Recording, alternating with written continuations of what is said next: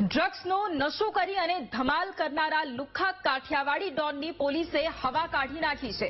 વિરેન્દ્ર ઠક્કર નામના આરોપીને મહારાષ્ટ્રના 40 ગામથી દબોચી લેવાયો છે। વિરેન્દ્રે બીઆરટીએસ બસમાં મુસાફર સાથે કરેલી બબાલનો વિડીયો વાયરલ થયો હતો અને વિડીયો વાયરલ થયાની જાણ થતાં જ આરોપીએ ચપ્પુ વરાછા વિસ્તારમાં ફેંકી દીધું। બબાલ કરીને આરોપી ફરાર થઈ ગયો હતો। હ્યુમન ઇન્ટેલિજન્સ અને ટેકનિકલ સર્વેલન્સના આધારે આ આરોપીને ગણતરીના કલાકમાં જ મહારાષ્ટ્રની અંદર 40 ગામ વિસ્તારની અંદરથી આરોપીને અટક કરી લેવામાં આવેલો હતો અને ગઈકાલ રાત્રે મતલબ આજ સવારે રાત્રે આરોપીને સુરત પોલીસ લઈ આવેલી છે।